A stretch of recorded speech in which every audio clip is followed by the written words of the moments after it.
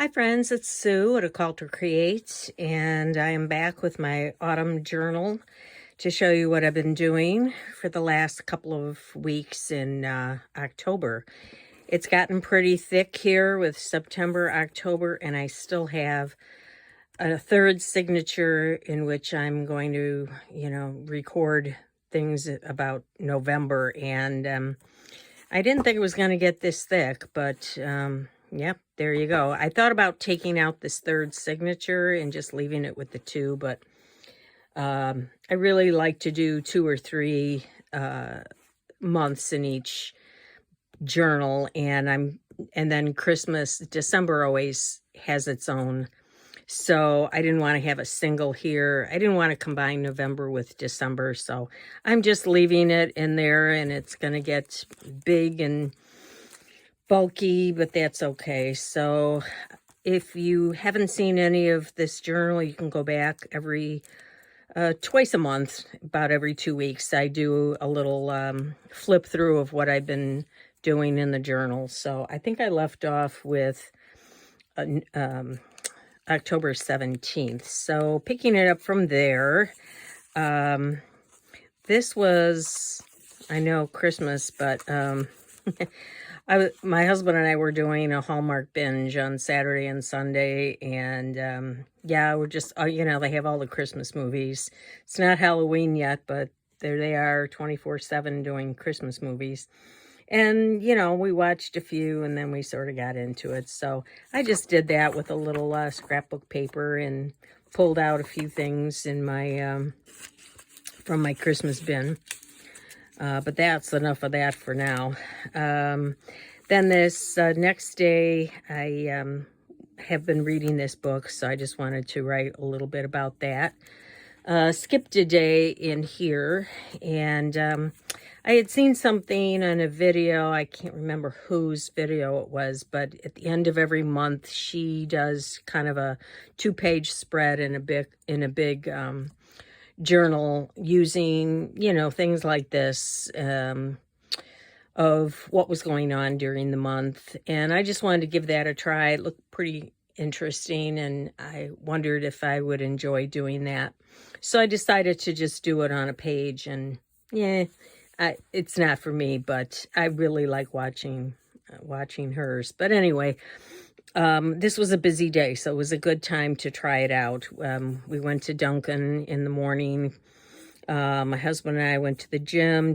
We go to a walking track, and we had grilled cheese for lunch. We went to the Xfinity store where we've always gone, only to find it's closed. So we had to go to another one. So we were driving all around.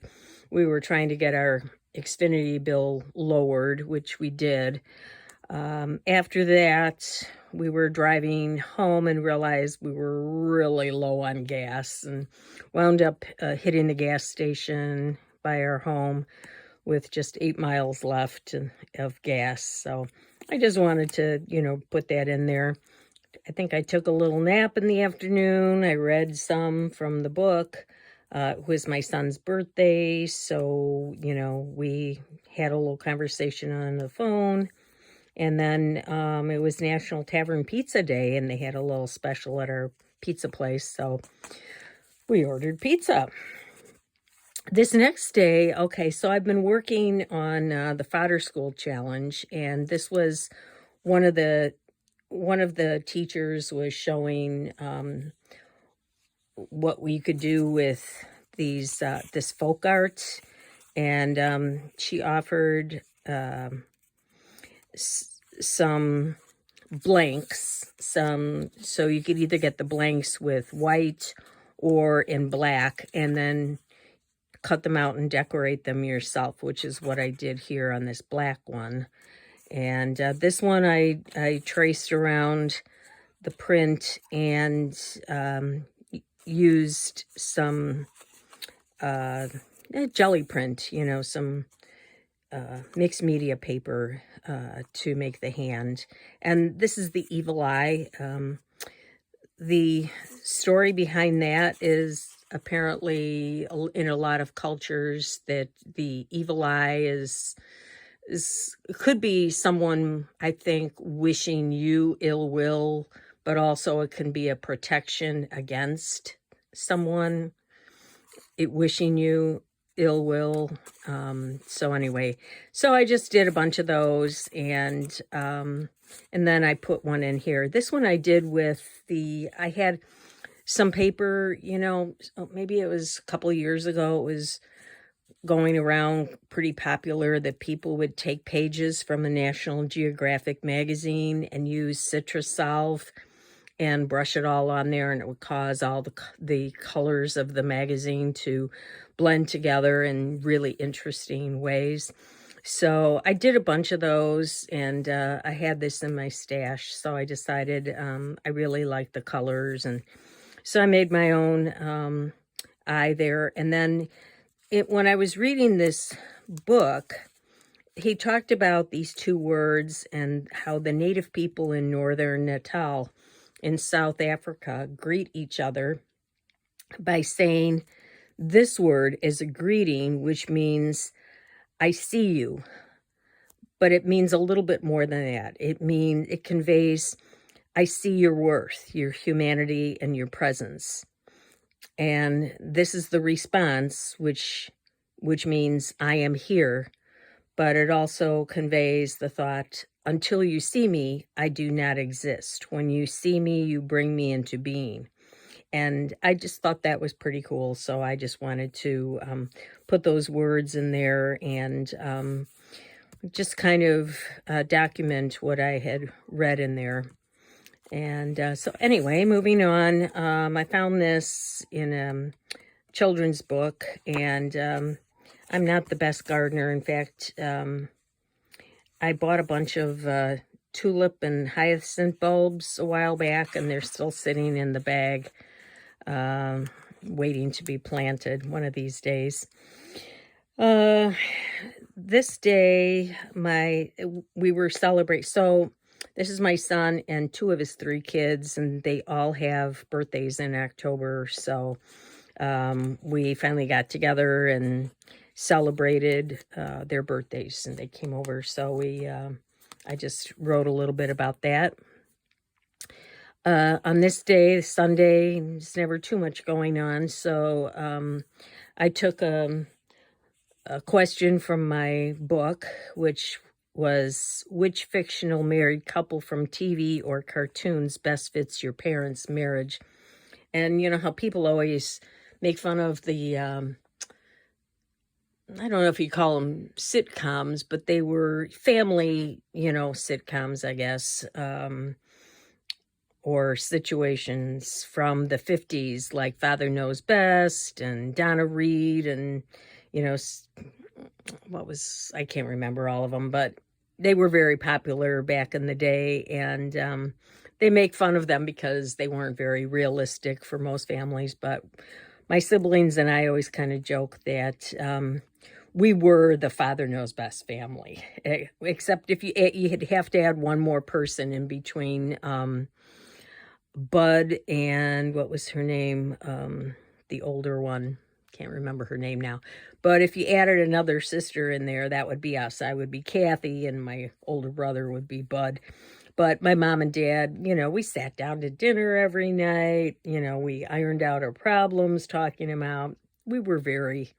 That was kind of us back in the day. It was a very, very pleasant and wonderful time of life. This is a friend. We were celebrating his 86th birthday out for breakfast, a bunch of people. One of the ladies had this beautiful envelope that she gave out with some things in it. So I kept the envelope and turned it into a little journaling spot. And the next day we were talking about, again, I pulled out another thing here. What is your favorite salty snack? And I'm pretty much okay with any salty snack, but popcorn has always been my favorite. So this was from a stamp set, which is actually supposed to be clouds that you could make, but I use it to make popcorn kernels. And so I just talked about, that being a comfort food for me. It was the first thing I learned how to make on the stove when I was 9. Then I talked about, this is a picture from a children's book, Raking Leaves, and it reminded me how we used to rake the leaves into the street and then set them on fire, and that wonderful smell of burning leaves permeated the neighborhood. Can't do it anymore because of, I guess environmental concerns and also people's allergies and that kind of thing, but it was a wonderful smell. And then, I skipped the 30th and we went up to Halloween. I have a box full of Halloween things that I could have decorated the second half of the month with just Halloween, and I just didn't think of it. But anyway, I made a belly band here with a napkin glued to some paper. This was a notepad that I found, and so I just, wrote about the day there. And then this was all for Halloween. So over here, we began the day with the last Friday of each month at our church. We have a morning breakfast, a fellowship type of thing, and everybody brings things. And oh man, we had quite the spread here on the table. And here's everybody kind of, getting their plates fixed. And this was just some a digital that I had that I just wanted to fill in the space with that. And then my son came over that night with his daughter to show me her costume. And this was a bag I had found at an antique shop. And then I just added a little sticker here. This is a napkin over the page in the back. And then this was just some scrapbook paper that I drew on with a marker and put that on the edge. So, and then on the back here, I have this pocket and, a web piece that I put over the page. And then I just, I've been keeping track again of one line for each day of what's in the news. So, I like that idea of, sometime in the future I can look back, or someone else who finds this one day can look back and see what was going on in the world.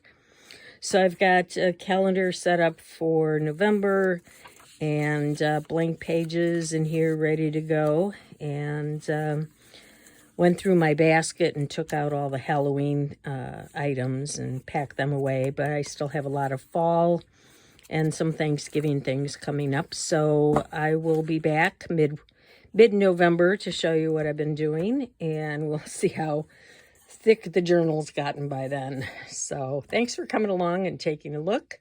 And I'll see you next time.